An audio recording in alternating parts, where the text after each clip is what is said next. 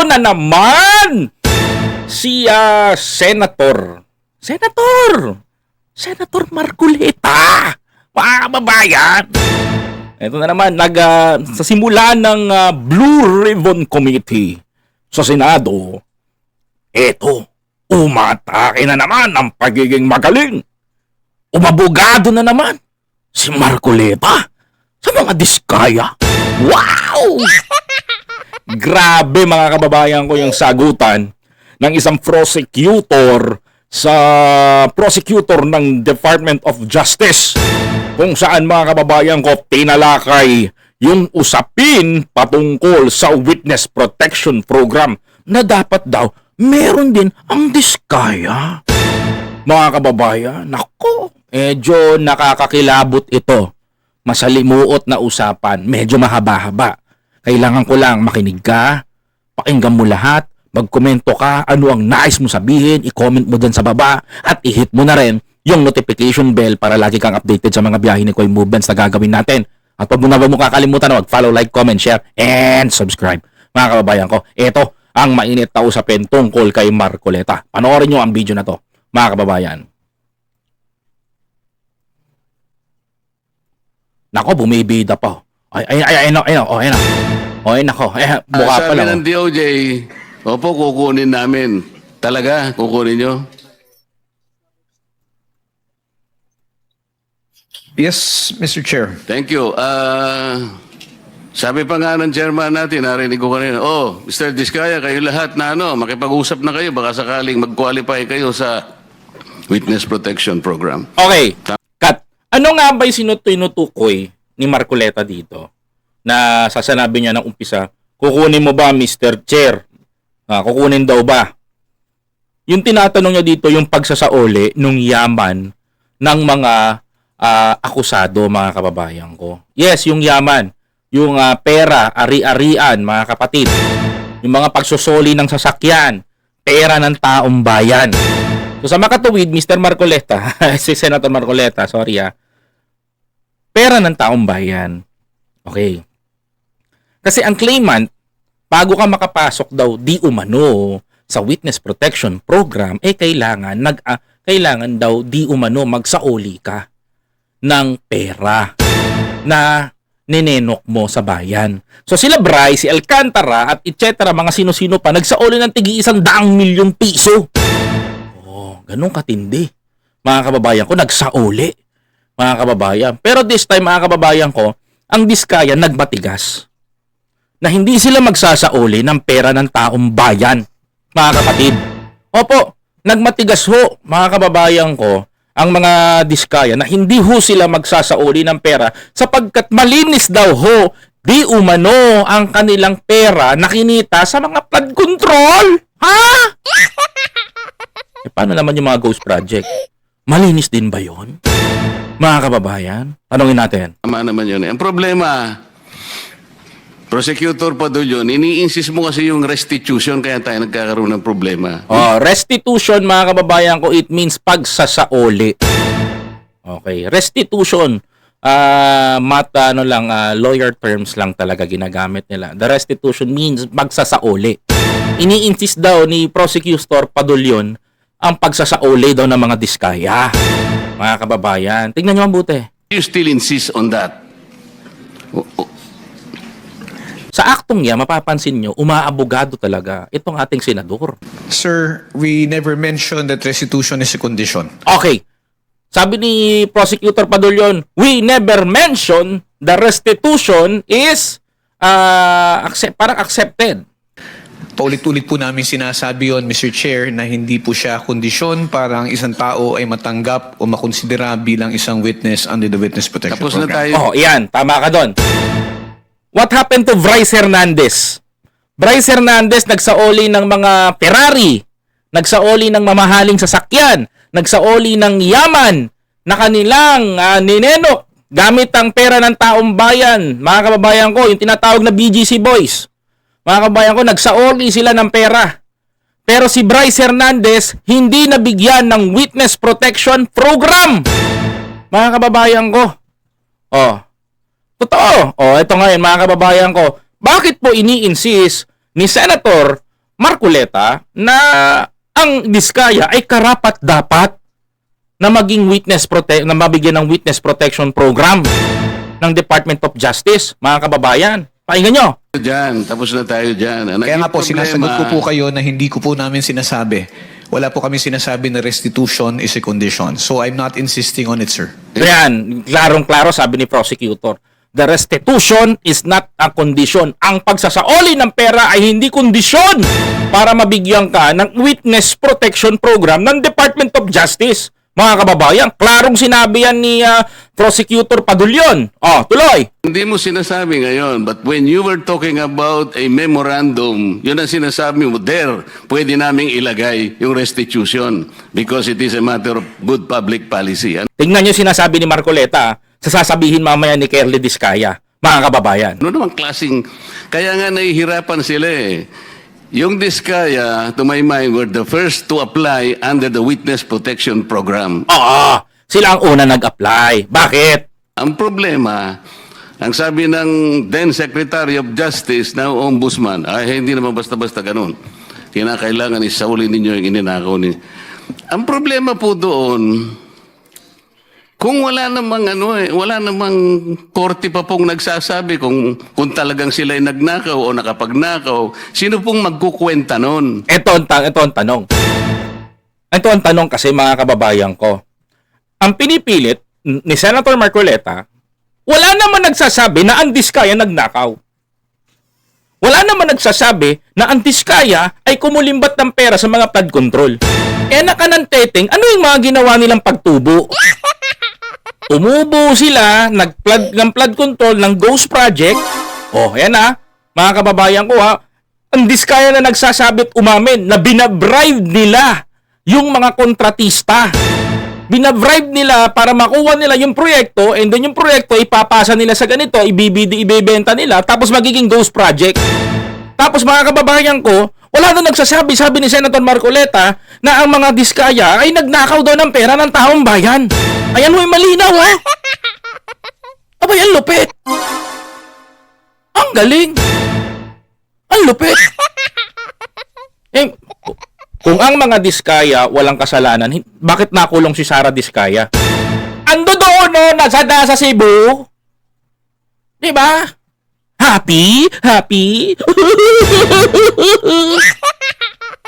Naalala mo ba yung Senator Marcoleta? Happy? Oh, nagtatrial sa Cebu. Yung asawa ni Kerly Diskaya. Mga kababayan. Nagtatrial ngayon because meron anomalya tungkol sa flood control. Sa Davao Oriental. O ano ibig sabihin nun? Nagtatrial na Happy?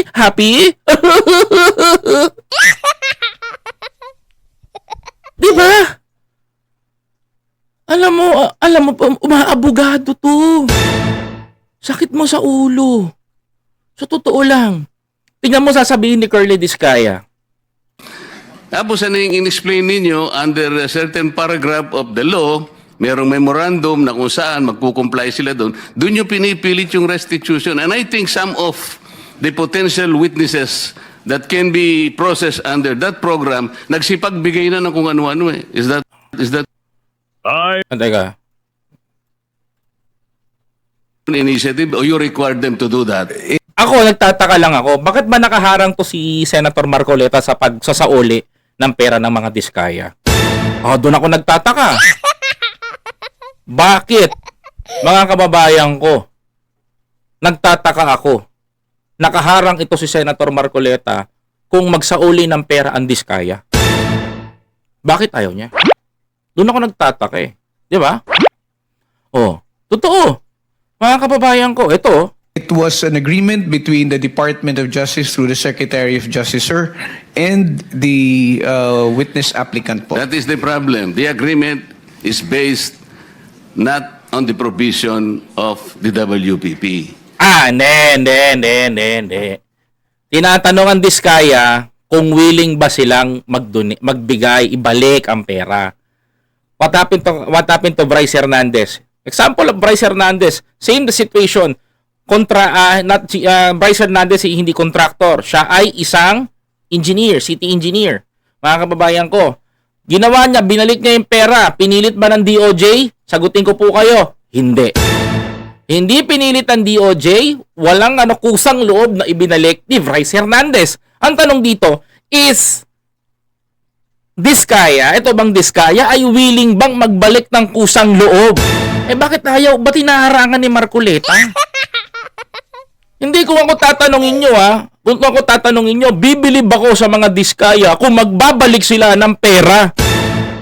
Gumugulong yung kaso Si Sara Diskaya nakakulong doon sa Cebu. Bakit? Flood control, Ghost Project, kinulong sila together ng kasama ng kanyang mga kasamahan. Mga kababayan ko, Carly Diskaya, mga kababayan ko, nasa sa Senado, nagtatago, pinoprotektahan doon. Bakit, mga kababayan ko? Because of what? Mga kababayan, meron siyang mga tinatago pa na pwede pang malaman. Mga kapatid, ang sinisigurado lang kasi, ang hinihingi ng mga Diskaya, mga kababayan ko, witness protection program. Pero ang tanong dito, willing ba kayong magbalik ng inyong mga ninakaw na pera? Alam naman natin, mga kababayan ko, na mismo sa bibig ng mga Diskaya, umamin sila, na binabribe nila, pinapatulan nila, naglalabas sila ng pera. Imagine ninyo, illegal nyong kinuha yung mga proyektong sumablay na flood control project sa Pilipinas at hindi bukod sa sablay, bukod sa Ghost Project, mga hindi pa tapos. Anong sinasabi? Sinasabi nyo na, Diyos ko, wala pa nagsasabing korte. Antayin pa ba natin? Ano ba mauuna? Witness protection program o yung sabihin pa ng korte? Gugulong ang korte, sampahan ng kaso, taon ng bibilangin bago hatulan yung mga yan. Saka mo papapailan ng witness protection program? Si Diskaya ba, mga kababayan ko, ay pasok sa witness protection program? That's the biggest question. Kung ako tatanungin nyo, mga kababayan ko, 50-50, hati ang opinion ko. Bakit? Mamaya papaliwanag ko, patapusin nyo lang to. Sabi ko nga, kung sinasabi ng WBP, it cannot be a condition. Kahit nasa memorandum, huwag mo ipipilit. Hindi po pwede yun Kaya sinabi ko sa iyo earlier, and I think I should tell it again to you. Correction, Senator Marcoleta, hindi po titilit, pipilit. Malabo yung titilit. Hindi ko alam kung ano salita yung titilit, Senator Marcoleta. Ipipilit o pipilit. Oh. Sabi nating mga abogado, the spring cannot rise higher than its source. The law itself is the source. Ang spring, yung memorandum mo. Pinipilit mong ilagay sa memorandum yung restitution O kaya merong ako nababalitaan, parang meron ng gustong umatras. Nagtataka lang ako, Senator Marcoleta. Nagtataka lang ako, bakit umaabogado ka sa mga Diskaya ngayon? 'Di ba? I thought you are part of the Philippine. I thought you are for the Filipino people. And you are not for the Diskaya. Ang binabantayan natin dito, Senator Marcoleta, pera ng taong bayan. Hindi po pera ni Diskaya. Parang napapansin ko na kayo nakabantay sa pera ng Diskaya. Di ba mga kababayan ko? Ano komento nyo? Tama ba ako? I thought the Senator Marcoleta is protecting the integrity of the whole Filipino. And binoto siya kuno ng bayan. Mga kapatid, nanalo Elected. No? Binoto. Ang tanong dito, kung tatanungin nyo ako, ito ba mga kababayan ko ay makatotohanan? Ba't parang ang pumoprotekta sa pera ng Diskaya itong si Senator Marcoleta? Nagtataka lang ako Tanong lang ho yan, Senator. Tuloy.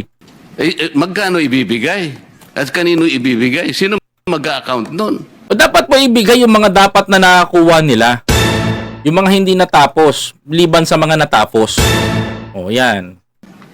Sino nagsabi nun na kung mangungulekta kayo sa DOJ? Di ba abuse of discretion yun, Mr. Padulyon? Ako, hindi ko nakikita ang abuse of discretion. Wala ko nakikita doon. Kasi kusang loob nila binalik ng mga nagbalik ng pera ng taong bayan. May magkakaroon na ng abuse of discretion kapag pinilit nitong mga taga-DOJ na magbalik kayo ng pera ng taong bayan. Oh. No, it is not, sir. What is it? It is not abuse of discretion. What The is it? parties, if I may be Panoorin allowed to niyo po. answer, sir. What is it? Baka na Sir, sila, oh. if the parties both agree to the terms and conditions contained in the memorandum of But you agreement, cannot there is no impose an abuse. agreement. If you cannot impose an agreement which is not required by the law, especially if you will put restitution there, how can you do that? Mr. Chairman, sir, yung restitution po, yung memorandum of agreement is a product of an agreement between both the Secretary of Justice representing the DOJ and the WPP Correct. and the witness applicant. Wala pong abuse doon kung pareho po sila nagkasundo. Paulit-ulit na po namin sinasabi na ito tayo, naghahanap tayo, naghahabol tayo doon sa mga taong nangurakot. Tapos itong mga tao na umamin at handang magsoli, ayaw nating tanggapin yung kanilang sinusoli. Ano ho ang nakikitang mali doon? Ah! Napahiya si Senator Marcoleta dito. Mga kababayan. Oo, ay nako, napahiya siya dito. Nakatikim mo si Senator Marcoleta ng isang di malilimutang salita na kung saan, mga kababayan ko, magkakaroon ho siya ng alaala. Alaalang hindi niya malilimutan. Bakit, mga kababayan? Saan kayo makakita? Mga kababayan ko, saan kayo makakita? No? Nagpupumilit na nga na isa sa uli nga ng mga sangkot sa flood control yung pera ng taong bayan. Ayaw mo pa? Ayaw mo pa? Hindi mo tatanggapin? Ang tanong dito, magsosoli ba ang mga diskaya? Yun ho ang pinakamagandang tanong, mga kababayan ko. Ba't napansin ko ho dito sa hearing na to, habang tinatanong yung si prosecutor, si DOJ prosecutor, ba't parang pinoprotektahan ni Marcoleta ang pera ng diskaya? Umaabogado no? Tuloy, mga kababayan. Para po sa amin, para ho maibsan kahit papano yung sakit at pagdurusa ng ating mga kababayan na nakikita nila na napakalaking pera ang nawala. Okay? Ano ho ba yung maibalik natin yung kaunti? Tama! I know na maliit ang maibabalik sa bilyong-bilyong pisong pondong nawala. Pero, mga kababayan ko, my point is, andun ako sa punto ng DOJ, nito ni prosecutor. Tama naman yon, yung kanyang tama na ibenta yung ari-arian ng mga yan na kinumpis ka ng tama yung kuwanin, yung mga sasakyan na mamahalin nila sa Aldico. Tama rin, mga kababayan ko, na magbalik ng bilyong-bilyong piso itong mga sangkot sa flood control, lalong-lalo na to si Alcantara at si Hernandez. Walang masama doon kung kusang loob naman nila. Ang tanong dito, umamin na ang diskaya, umamin na sila na ginawa nila, binribe nila, nagturo na sila, tapos wala ka pang ganang magbalik ng pera. Ayaw mo pang ibalik yung pera ng taong bayan? Bakit? 'Di ba? Yan ang tanong. Tanungin ko si Senator Marcoleta, palit tayo ng sitwasyon. If you are taxpayer and we are the Filipino taxpayer, kagaya ka namin dukha, kagaya ka ng mga mahihirap, kagaya ka ng mga tao na naghirap, makapagbayad lang ng buwis taon-taon, araw-araw, bumibili ng mga kailangan natin, may buwis, matugunan lang natin ang pagiging Pilipino natin. Hindi mo mababawiin yan, Senator Marcoleta? Yan ho ang tinatanong ko sa inyo. Di ba? Ngayon, ipipilit nyo ho na may nagsasabi bang batas? May nagsasabi bang batas? Kaya nga ho natin kinakasuhan eh.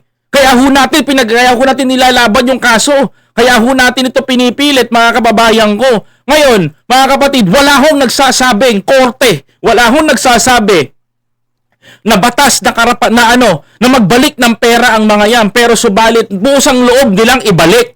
'Di ba? Mga kababayan ko. Ngayon, kung hindi mabigyan ng witness protection program si Kerry Diskaya, that is his fault. Mga kababayan, mga kapatid, tama ho si Secretary Boying Rimulya noon. Mga kababayan ko, dapat ho magbalik itong mga to. Ba't tila ho ba itong si Senator Marcoleta pinoprotektahan ang pera ng Diskaya? Oh, mga kababayan ko, tuloy, opinion ko lang ho yan, ha? And Yeah. remember, Mr. Chair, if I may... Do not preach to the choir. Ha? No, I'm not preaching, Sandali Mr. sandali lang. Correct. Hindi naman niya sinasabi lang niyang katotohanan. Ito ang hirap eh. Abogado pero hindi abogado ng mamamayang Pilipino. Abogado ng isang pamilya. ang pinag-uusapan natin, these people are supposed to be potential witnesses for the state. Kailangan tulungan natin ang Estado para ma-prosecute kung sino-sino ang dapat managot. No, mali. So, ibig sabihin nung kada magnanakaw, Senator Marcoleta, kailangan maging witness protection program. Ay, okay lang pala, magnanakaw ako marami. Kasi pag nagkahulihan, witness ako. Ako ang magtuturo. Di ba? Mga kababayan ko, alam mo, nakikita mo yung play ng gobyerno natin ngayon? Nakikita nyo yung play ng gobyerno natin? Mga kababayan ko, para mapanagot yung mga dapat managot? Mga kababayan ko, hindi namin kailangan, mga kababayan ko, nang maging witness ka. Kailangan mo magsalita according sa batas. Mga kababayan, yun ang ginagawa ng gobyerno natin ngayon. Hindi mo kailangan magtago sa witness protection program. Kasi pag ginawa ng gobyerno natin yan, mga kababayan ko, matik mga kababayan ko, lahat ng magnanakaw, magiging witness na lamang. Magtuturo na lamang. At kung sino yung hindi maging state witness, hindi maturo, yun mga kababayan ko ang madadali. Tama ba ako mga kapatid? Di ba? Oh, tama ba ako? Kaya hindi ko binibigyan ng mga diskaya. Hindi ko sa ayaw. Senator Marcoleta, pasensya na ho kayo. Kung nasasabi ko ho ito, opinyon ko ho ito, sana ho respetuhin ninyo. No? Sana ho rin ho, gampanan nyo rin yung pagiging pagiging senador para sa bayan. Andiyan kayo para bantayan ng pera natin, ng pera ng taong bayan, karapatan ng mamamayang Pilipino, hindi para ipagtanggol ang isang pamilya. Diyos ko naman. Senator, ano ba naman yan? Bibigyan mo ng witness protection program yan. O di lahat na lang na magnanakaw sa susunod. Mga kababayan ko, gagawing witness. Lahat na lang ng pwedeng mangyari, magiging witness. Mga kababayan ko, alam nyo, disiplinang ginagawa ng gobyerno natin ngayon, lalong-lalo ni Pangulong Bongbong Marcos. Yang mga yan, mga kababayan ko, gustong mangyari ng gobyerno, magturo kayo, daanin natin sa batas. Paano kayo dadaanin sa batas? Sige, ayaw nyo magsalita, ayaw nyo, paiikot-ikutin nyo kayo, pahahabain nyo to. Sige, tanggalan namin kayo ng ari-arian, tanggalan namin kayo ng yaman, kaya namin kunin yan kapag natapos to at nahatulang kayo ng guilty sa korte. Yan ang iniiwasan ng diskayang mangyari, mga kapatid. Tuloy. Kaya nga natin sila ilalagdag. Mahirap ang gagawin nila. Malalagay sa alangin ang buhay nila. Kasalanan nila yun. Kung malagay sila sa alanganin, mga kababayan ko. Kasi alam ng diskaya, mga kababayan ko, na masasaid sila, mauubos sila, back to zero, taghirap sila. Yun. Kaya nga yung witness protection is for them. Hindi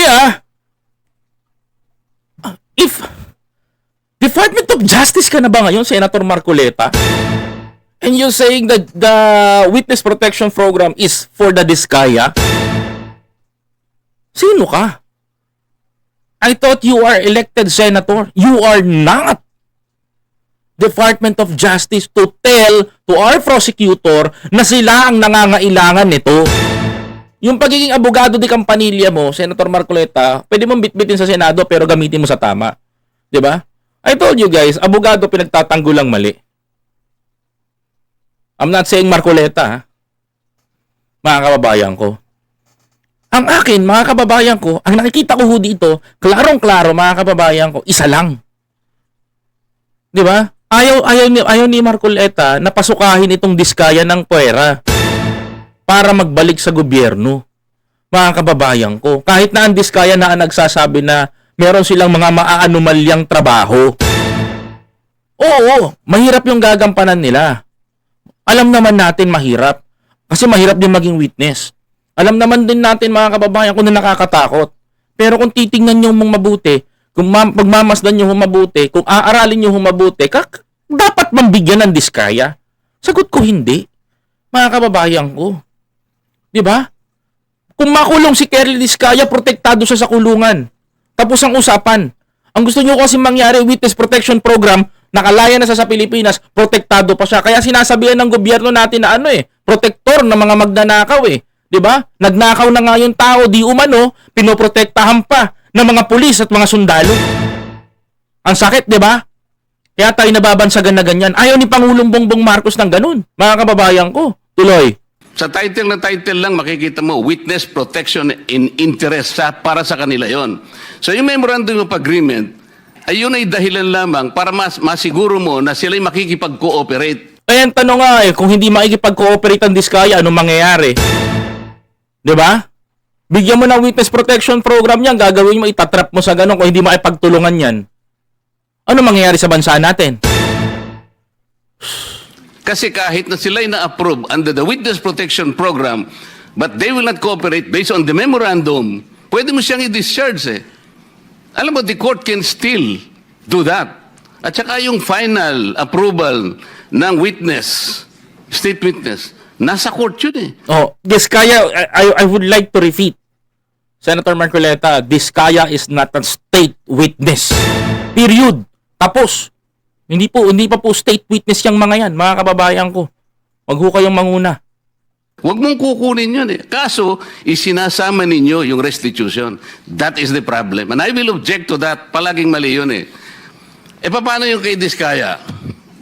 Pinipilit ninyo na mag-restitute. Sabi niya, ewan ko kung pinag-usapan ninyo. What did they tell you, Mr. Diskaya? Panoorin nyo to Panoorin nyo. Kung paano sasablay si Senator Marcoleta dito. Promise.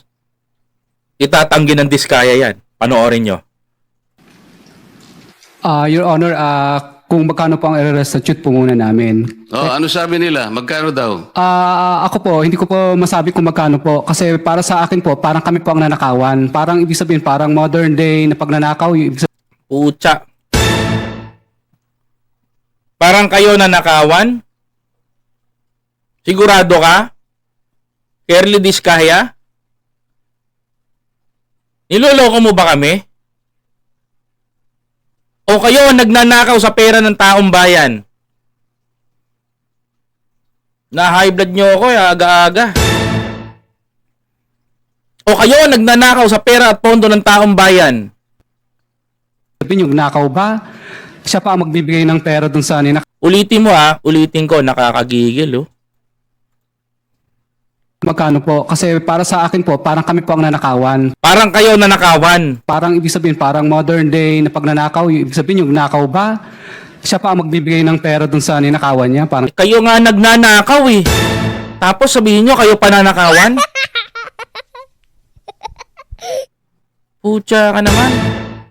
Nakaka-high blood do. Sinungaling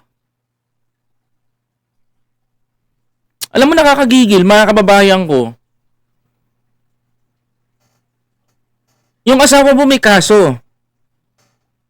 Nasa Davao Occidental ang kaso niya. Nasa Cebu, nililitis. Tapos sasabihin mo dito, ninanakawan? Mag-a-apply ka ng state witness, kayo na nga itong umamin na nagnanakaw? May mga anomalya sa flood control? May mga anomalya sa mga kontraktor? Binabribe ninyo yung mga tao, mga engineer upang makuha nyo yung proyekto? Ilan na ba ang napatunayan? Tapos sasabihin nyo, kayo pa ang ninakawan. Kagigil. ganun po. Sabi niya kanina, it's a disagreement between the applicant and the DOJ. Did you agree that you will restitute any money to the DOJ? Wala po pang maibibigay po. At saka... Yun na nga, because wala kang maibigay, hindi kanya ipoprocess under the Witness Protection Program. Is that not correct? hindi ko po alam, Your Honor. Pakinggan niyo mga kababayan Uulitin ko Uulitin ko mga kababayan ko. Yung accusement ni Senator Marcoleta sa Department of Justice, mga kababayan ko, na meron bang restitution, pagsasauli ng pera, mga kababayan ko, ay may katotohanan.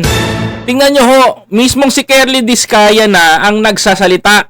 Bukod dun sa sinasabi niya, panoorin nyo mga kababayan ko. Restitute. Sabi niya, ewan ko kung pinag-usapan ninyo. Ayan. What did they tell you, Mr. Diskaya? Ayan. Your Honor, kung magkano po ang i-restitute po muna namin. Magkano ang restitute? Tanongin daw. Ano sabi nila? Magkano daw? Ako po, hindi ko po masabi kung magkano po. Kasi para sa akin po, Hindi niya masabi kung magkano daw. parang kami po ang nanakawan. Parang ibig sabihin, parang modern day na pagnanakaw. Ibig Tignan nyo ha! Tignan nyo! sabihin yung nakaw ba? Siya pa ang magbibigay ng pera dun sa ninakawan niya. Parang ganun po. Sabi niya kanina, it's in a disagreement between the applicant and the DOJ. Did you agree that you will restitute Tignan nyo mabuti! any money to the DOJ? Meron daw ba ang DOJ na sinasabi na magsaoli daw ang Diskaya? Restitution means magsaoli, mga kababayan ko. Wala po pang maibibigay po. At Wala pa pong naibibigay po. Yun na nga, because wala kang Harang kagad, oh. Alam na sasabihin ni Diskaya. Alanganin si Marcoleta dito.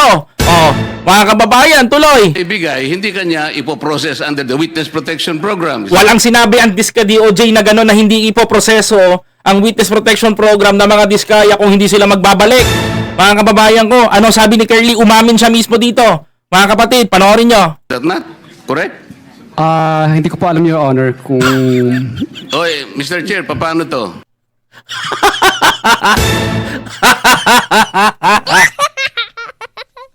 Ang sabi ni Diskaya, natapos doon, Mr. Chair, hindi ko po alam kung ano to.